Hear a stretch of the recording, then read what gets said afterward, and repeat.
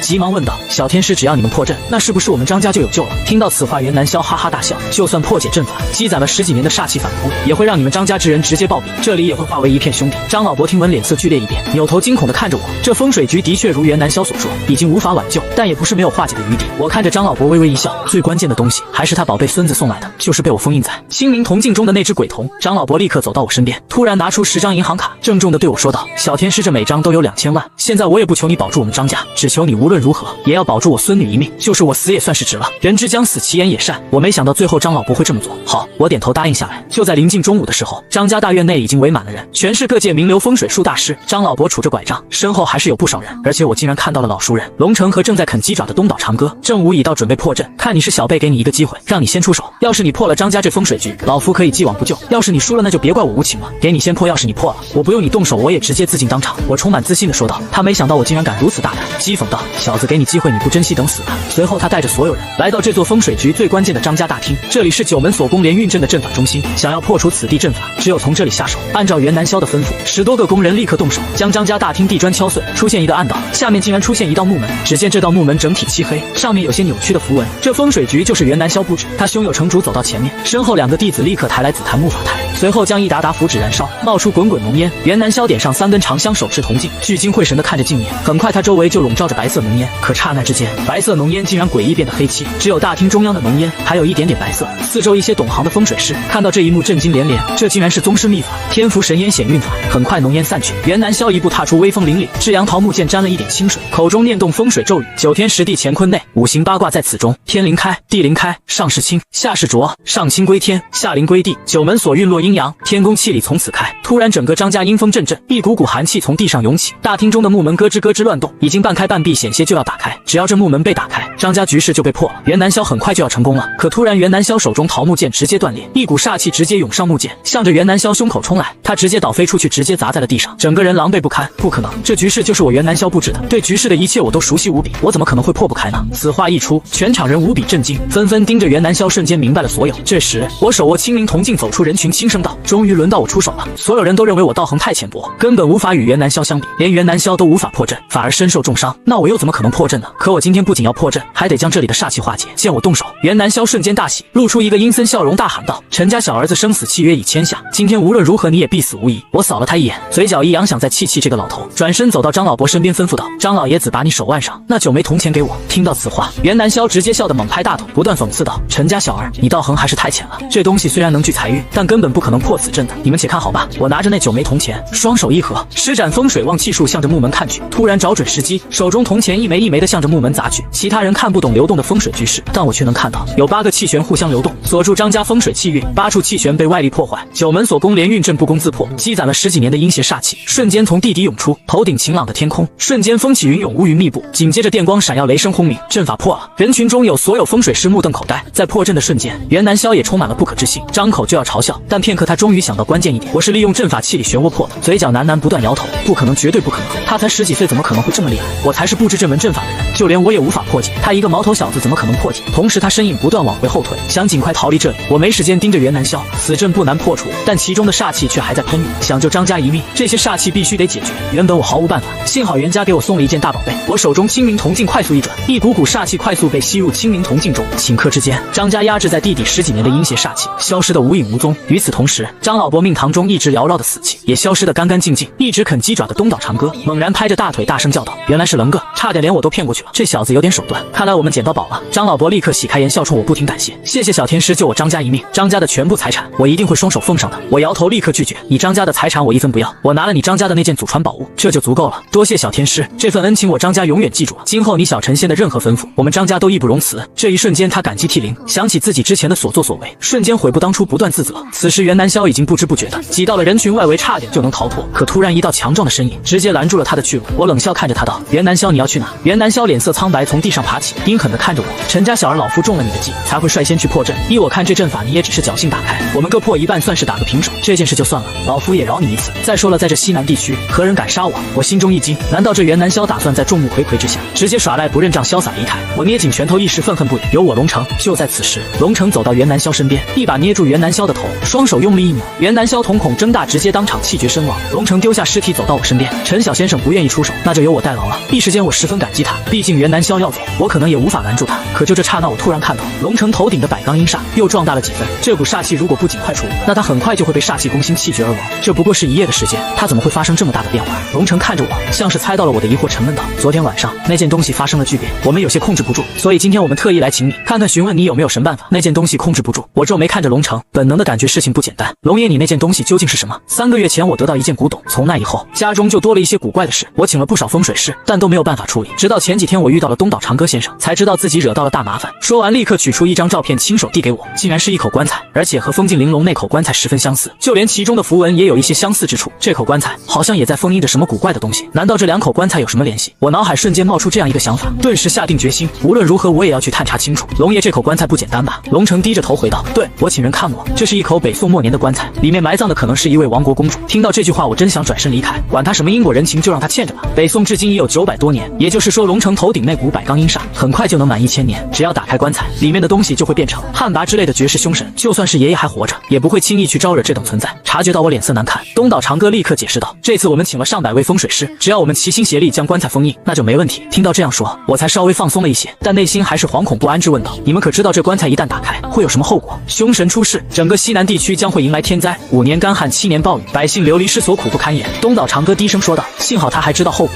不然我真的会直接离开。小陈先生，我知道这件事无比严重，我龙某也不敢奢求你能保住我的命，只求你们能将这棺材封印，别让里面的东西跑出来。”龙城恳求道。我无奈叹了一口气，那棺材与囚禁玲珑的十分相似，我不得不去查看，只能点头答应。就在此时，我背后突然出现一个女人，手持匕首直接向我心脏刺来。你敢坏我好事，你就下张家的性命，我与你不共戴天。来者正是张家的女秘书，我单手擒下女秘书，反手一个过肩摔，将她摔在地上，脸色苍白，气喘吁吁地看着她，就差一点这把匕首就刺入我的心脏。这女人好狠毒，竟然想置我于死地。我心底不禁纳闷，你与张家有仇，为什么要来杀我？拿下她！龙城扭头见我没事，立即吩咐手下道，随后扫了张老伯一眼，警告道：“今天事情匆忙，我也不想看你张家丑事，但你最好给小陈先生一个交代，否则我龙城可不会轻易放过你。”张回轩点了点头，看向我：“这件事我一定会给你一个交代。”随后让仆人将女秘书拖入张家书房，准备问责。我坐龙城家的车离开，去处理他的事情。躺在车椅上闭着眼睛，刚刚睡着，却被东岛长歌突然推醒。东岛长歌收起那副懒散样，郑重地说道：“小子别睡了，有件事我必须得叮嘱你一下，你记住，这个世界什么都不重要，只有命最重要。事情一不对劲，立马给爷跑，记住先保小命。难道这件事还有我不知道的隐秘？东岛先生，你知道些什么？”我抓住他的手，急忙问道：“老夫是你爷爷陈九指的朋友，所以才愿意好心提醒你。”听到这句话，我心中震惊无比，因为知道爷爷外号的人很少。我点点头，正打算向他多了解一些信息，东岛长歌已经主动开口道：“我怀疑这口棺材不简单，有人想借龙城的命格和我们的手将这口棺材打开。”我心神震动，惊讶问道：“有人想开棺，难道他不知道后果吗？”东岛长歌一脸愤恨对我道：“小子，不是所有风水师都一心向善，有些风水师哪里会管其他人死活，只会注重自己的利益。”我心中震惊无比，我全身热血沸腾，一股无名的怒火在在心中盘旋。这件事我无论如何也要管。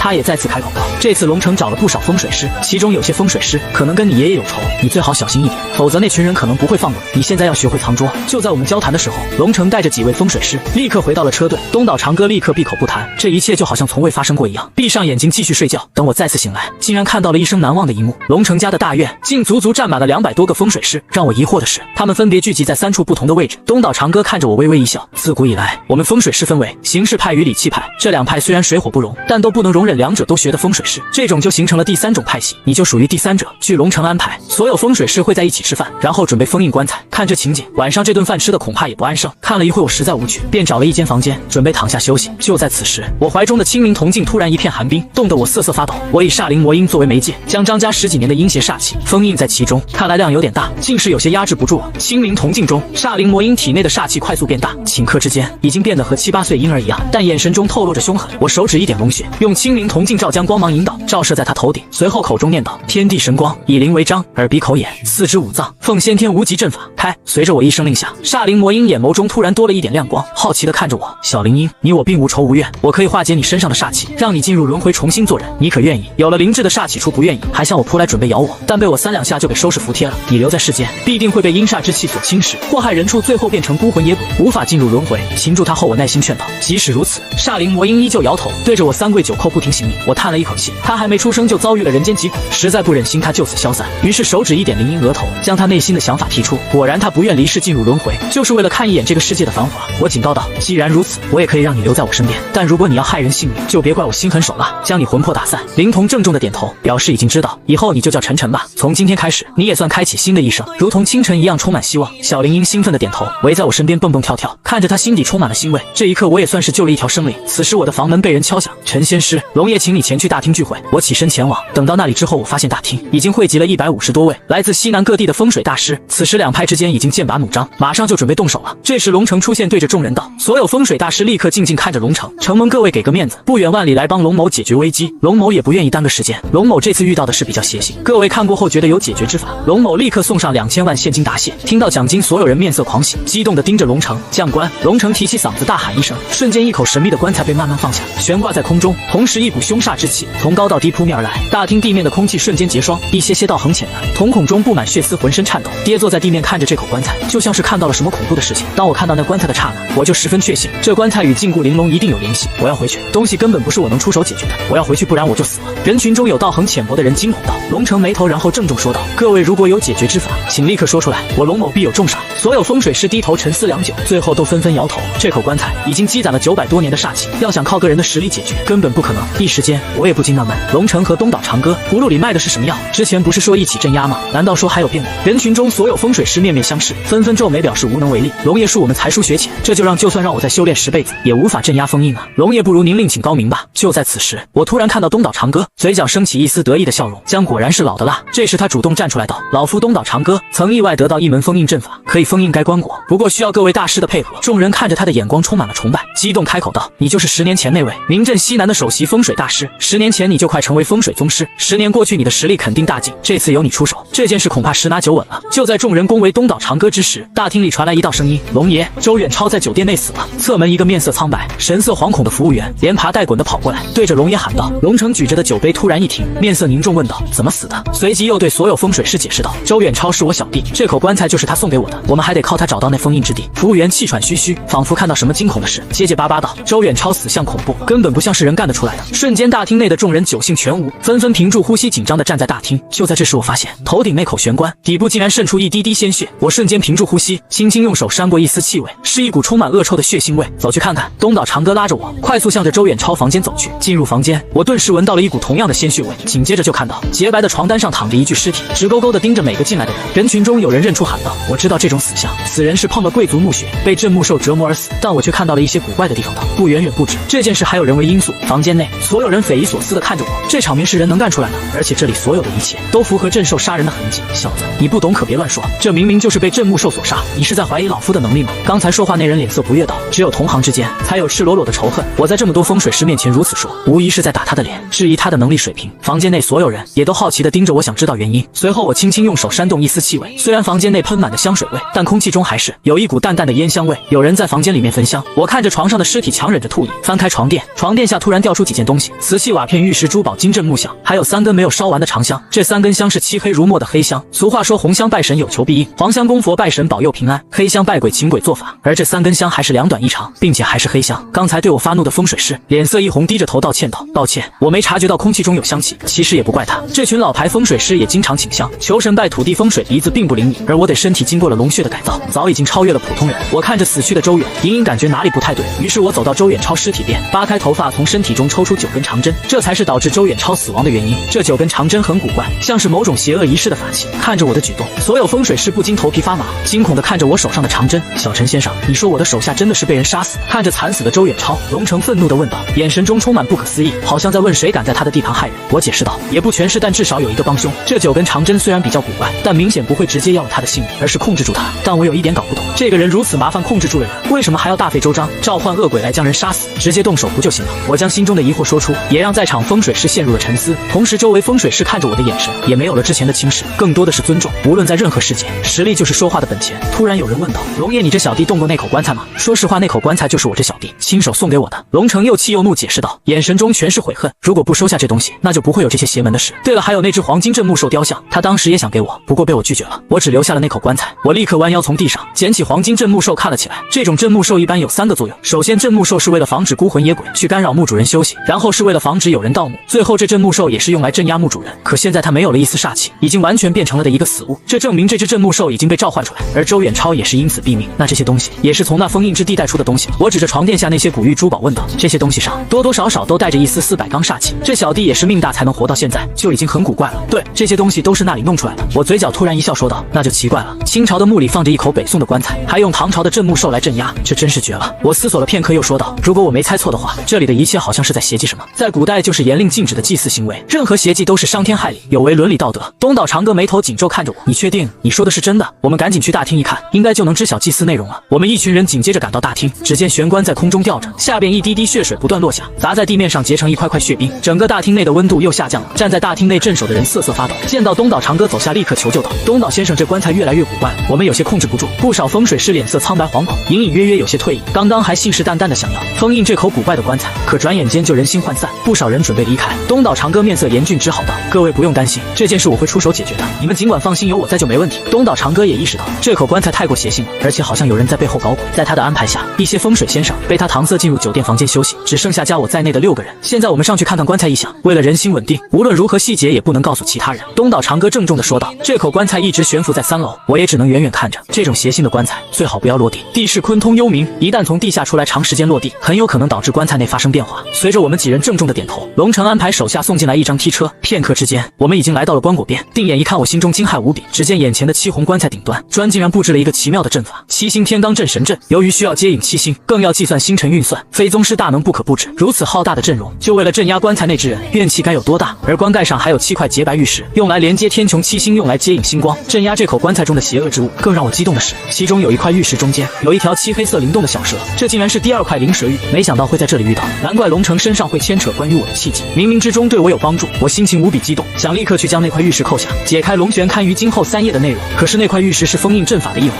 一旦被我取下，阵法崩溃，关中尸神会立刻出世。这就是7星天罡镇神阵，老夫有生之年没想到还能见到此等神阵，真是3生有幸。传说当年的隋炀帝死后，就是被这种神阵封印。身后2个老风水师也认出这门阵法，不要命的向着棺材扑过去。只要能悟透棺材阵法，他们或许也能在临死之前成为1代宗师。我眼疾手快，双手同时拉着2个老风水师，呵斥道：“你们不要命了！这棺材上的煞气已经凝聚成冰，一旦扑上去会立刻损命当场。”2个老风水师被我擒住，非但不敢激，扭头暴怒道：“臭小子，快给我放开！再挡着我，老夫要你死！”就在此时，棺材突然震动，一块玉石瞬间撕裂，棺材中冒出一股浓烈的阴邪煞气，其中一股浓烈的血腥味和周远阳房间的味道一模一样。同时，安静的大厅内传来古怪的声音，砰砰砰！棺材板在不断上下跳动，里面的东西好像开始苏醒，不断撞击着棺材板，发出一股恐怖的声音。所有人惊恐地看着棺材，一旦棺材中的尸神出世，一定会带着灾难的。我的眼神比较好，从棺材细缝中，我看到一个身穿大红喜袍、皮肤白皙的漂亮女人，隐隐约约间棺材中的女人给我一种熟悉的感觉，就像何玲珑一样。我心中不禁掀起滔天巨浪，难道棺材中的女人和玲珑有什么联系？就在我发呆的片刻，刚才那2位老风水师整个人就像是飞了出去，直勾勾地向着棺材扑去，眼神中满是贪婪和疯狂。不好，我神色大震，尸神出世，最需要的就是鲜血和生命。如果这两人扑过去，被周围浓烈的煞气反噬，会让他们当场死亡。我双手同时扣住两个老风水师的肩膀，将他们向后一扯，落在我的身后。你们不要命了，这可是千年煞尸！我大声呵斥道：“小子，你阻挡我的机缘！”老风水师面色阴沉，低耸着肩膀，像一只狼狗一般盯着我。我正准备发火，东岛长歌暴怒道：“如果不是陆晨救你们一命，你们早就命丧黄泉了。这棺材上虽然有机缘，但也无比危险。只要我们将这阵法封印，有的是时间参悟。你们还不快谢谢陈小天师！”被东岛长歌大声训斥后，两个德高望重的老风水师脸色通红，又羞又躁，阴沉沉地看着我。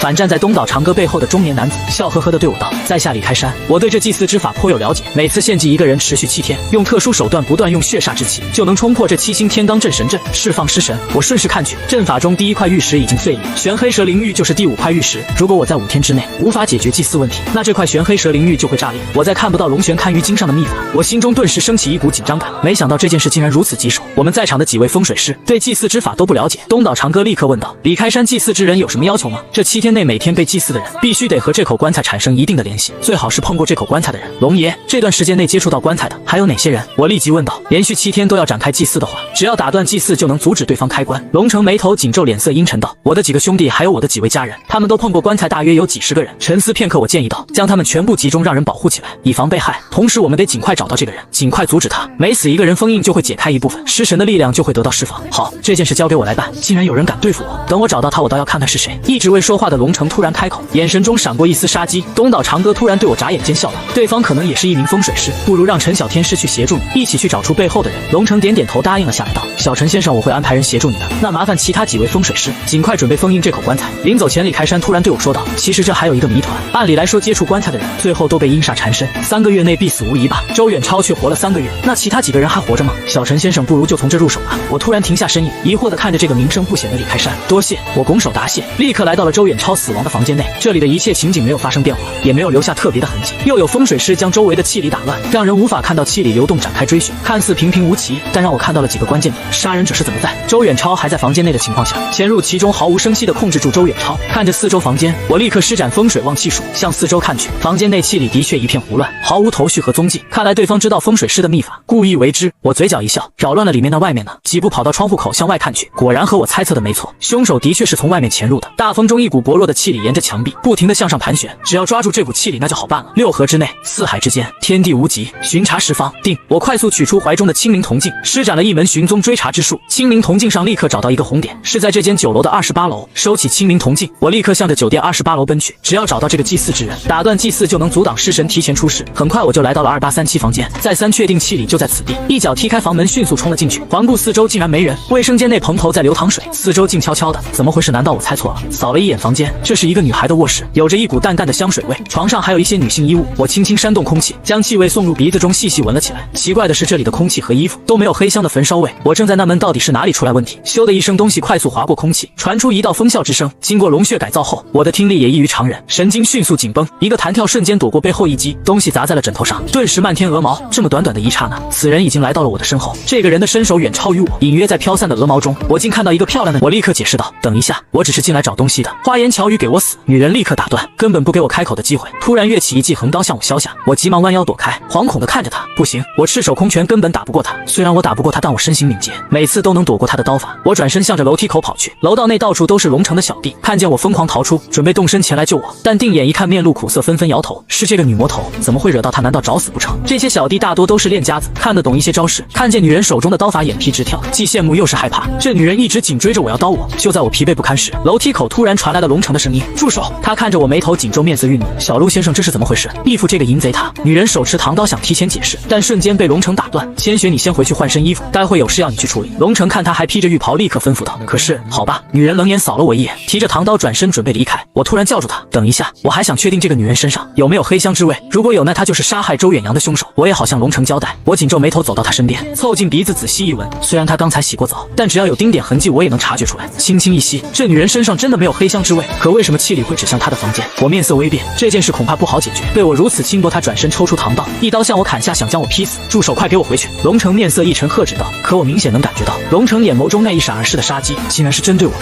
无论如何，这件事我都必须做。主持祭祀之人想要打开棺材，放出里面的尸神，多少无辜的家庭和百姓将受此牵连，流离失所，家破人亡。身为一个风水师，我绝不会让这件事发生在我眼前。小陈先生，今天的事你必须给我一个交代。转眼之间，龙城压下心中怒火，语气平淡地对我说道。身后7、8个小弟弟已经蓄势待发，随时准备出手。这就是一代枭雄。我在周远阳的房间内发现一些凶手的线索指向他的房间，于是我就立刻赶了上去，然后就发生了这件事。我平淡的解释道。与此同时，我双腿发力，一旦不对劲，我会立刻离开。龙城眼睛微眯问道：“那我一女到底是不是凶手？”不是。我叹了一口气，摇头道：“这件事就是误会。”龙城点点头，表示知道了。小陈先生，这是我从小养到大的女儿杨千雪，我敢保证她不会背叛我的。只要能找出凶手，任何条件我都会答应你。但如果你想对我家人不利，那可就别怪我无情。说完，龙城摆手：“那我们一起上去看看吧。”再次来到那个女人的房间，杨千雪早已经穿戴衣物，依靠在墙上，魔鬼般惹人的身材，同时充满了知性和高冷傲娇，怀中抱着那把唐刀，看着我的眼神充满了寒意。如果这房间内真的没什么古怪，今天这件事恐怕就难办了。于是我立刻动身，施展望气术在房间内查看了一圈，可惜并没有什么古怪之处。紧接着我来到窗口，果然不出我所料，窗户下方几寸的墙壁上有2个拇指大小的小洞，上面还有一些混凝土的粉末，就像是最近才造成的痕迹。我解释道，杀害周远阳的凶手是从这间房子沿着墙壁一路爬行下去的，这2个洞就是固定绳索的地方。胡说！杨千雪立刻否定道，在这3个小时内，我一直在房间内泡澡，何况我没有作案动机，更没有装备和时间下去杀死周远阳。杨千雪身上没有黑香的味道，他应该不是凶手，可气里的踪迹就是指向这里。我敢确定，凶手一定就是从窗口这里爬下去杀人的。我看着对面的楼试探性问道，龙爷，有没有可能是凶手从对面的楼飞过来的，最后落在这里借助装备爬下去杀人？凶手可能就在对面，给我查！千雪，你带一群人和小陈先生立刻过去追查凶手，定不能放过此人。龙城低沉到声音中充满了怒火，开着车很快我们就到达对面的大楼下。我立刻打开清明铜镜，6合之内4海之间，天地无极，巡查十方。定！清明铜镜上立刻出现一个红点，我立刻喊道：“追！”杨千雪眉头一皱，疑惑地看着我问道：“这东西真的能找到人？”他对风水数学并不相信，甚至一直认为这就是骗人的东西。快走，待会凶手逃了，你可别怪我。时间紧迫，我不想跟他详细解释。低头看着清明铜镜，此时那股气里显示，该人应该就在车库周围，很快可能就离开了。我拔起双腿，身形迅速，向着红点快速飞奔而去。杨千雪虽然不太相信我，但此刻也没有办法，只能跟着我跑。在地下3层的停车间内，一个身材矮胖、红光满面的侏儒男子提着一个巨大的银白色的金属箱，满意的向着自己豪车内走去。可突然，狭小的眼睛顿时向旁边扫去，脸色瞬间大变，胖乎乎的小手将手中金属箱一丢，不好，怎么这么快就追了？大叫一声，身形敏捷，像一只肥老鼠一样飞快钻入车内。这胖子就是凶手，他身上有股独特的黑香焚烧之味，黑香的制作方式特殊，味道很好认出。可我们相隔10米，对方已经发现了我们。侏儒男子瞬间上车准备跑路，就在这时，杨千雪手中唐刀飞了出去，在唐刀飞出去的瞬间，人影已经向着侏儒男子狂奔而去，眼神中充满了凶煞之气。同一时间，唐刀插入车窗，划过侏儒男子脖子。侏儒男子捂着脖子，强忍住疼痛，快踩下油门，大奔瞬间窜了出去，飞快向着出口驶去，想要逃走。杨千雪扑了一个空，迅速弯腰拾起地上的唐刀，刀尖尖处有斑驳的血迹，可惜没刺中要害。开车追！杨千雪立刻说道。我赶紧跟着他，坐上车，立刻开车去追。一辆赤红色法拉利飞快地行驶在公路上，强大的发动机推动着车急速前行，车辆快速穿过热闹的市区，驶上盘山公路，一直进入到茂密的森林中。我看着仪表台，暗道不好，这车快没油了。好在前方侏儒男子的车也慢慢停靠在路边。下车，杨千雪停下车，抽出唐刀握在手中，小心翼翼地向着车辆靠去。下车后，我警惕地看着四周，树林中黑压压的一片，不时还传来2声鸟叫声，我心中顿时传来一股不安的感觉。就在这时，咻的一声，一根银白色金属长枪从我们头顶飞过，插在身后法拉利车上。幸好我们没在车上，否则此时已经身受重伤。突然，马路中间出现一个魁梧的男子，身高足足有2米，就像是一堵铁墙，粗壮强健的手中提着一把寒光闪闪的大刀。主持祭祀的人就在眼前，此时也无法退缩，看来要打一场了。突然，杨千雪冷声道：“待会你找机会先走，你会拖累我。”被他这么一说，我有种被看不起的感觉，而且对方还是一个女人。他的话立刻激起我全身的怒气，看着前方的敌人，双手拳头紧握，不服输地说道：“不要小看我！”前方侏儒男子狼狈地打开车门，跌跌撞撞地爬了出来，藏青色的衣裳布满了血渍。没想到这个侏儒男子现在还在活着，他细小的眼睛中充满了怨恨。你们难道不知道穷寇莫追吗？嘿嘿，竟然追到了这里，那你们都给我留在这里！宋奎杀了他们！杨千雪听到这几句话，向我瞟了一眼。你找机会去抓住那个侏儒，那个叫宋奎的和其他人都交给我。他的声音充满了坚定，仿佛有无穷的自信。说完就提着唐刀冲了出去，与那宋奎打了起来。周围30多个小弟也飞快向着杨千雪围了过去。一旦杨千雪被围攻，纵使身法灵活，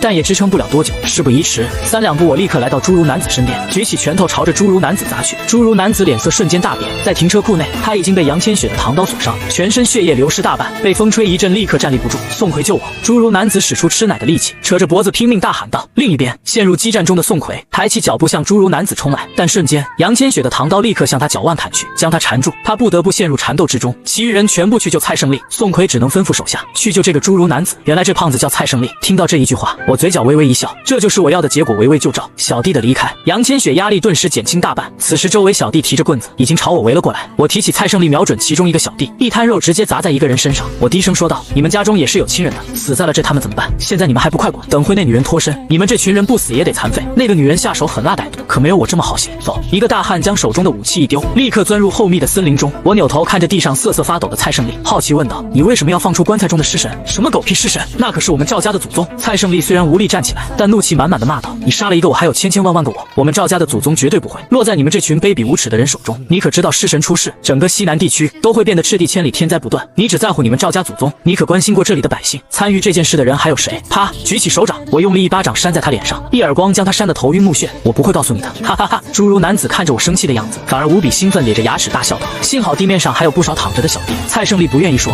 但这些小弟肯定知道一些信息。我随手抓起一个小弟，知道什么赶紧说。被我提起的小弟被吓得浑身颤抖，支支吾吾地说道：“我什么都不知道，是赵家请我们来做打手。”蔡胜利暗淡的眼睛突然睁开，如同回光返照，愤怒大吼道：“叛徒！”脖子上鲜血如泉喷涌而出，呼吸声越来越弱。我顺势看宋奎已经身受重伤，整个人双腿颤抖，气喘呼呼，手中大刀已经难以飞舞，而杨千雪手中的唐刀却游刃有余，如同在水中的游鱼。比起被请来当打手的小弟，宋奎能拼到现在，肯定能知道更多消息。想到这里，我一跃而起，握起拳头，用尽全力向着宋奎后腰处砸去，全力一拳将宋奎震退数步，直接坐在了地上。不打了！宋奎粗声大气求饶道：“我可以将我知道的说出，但你们必须放过我，这一切都是西河沟赵家干的。”杨千雪将手中唐刀收起，冷漠地点了点头。我此时才知道杨千雪的恐怖，这个女人不仅刀法出众，而且属于拼命三郎型，越战越勇。西河沟赵家我还不放在眼里，你只要说出所有计划，我不仅可以放过你，还会给你几百万的报酬。眨眼之间，杨千雪已经放下所有仇恨，冷静大方地说道：“真的？”宋奎激动地看着杨千雪，赵家就是宋朝皇室的后裔，那口棺材中装的就是经历靖康之难含恨而死延庆公主赵福金。赵家想让延庆公主放出来，利用秘法效仿北方的出马仙，供奉尸神，借助尸神的力量，让西南地区灾难连连，好从中谋取利益。听完这几句话，我气得全身发颤，愤怒无比。畜生，这就是一群畜生，想借助巨变的灾难来吃人血馒头，从中牟利。沉思片刻，我还是下定决心道：“事不宜迟，我们先去西河沟赵家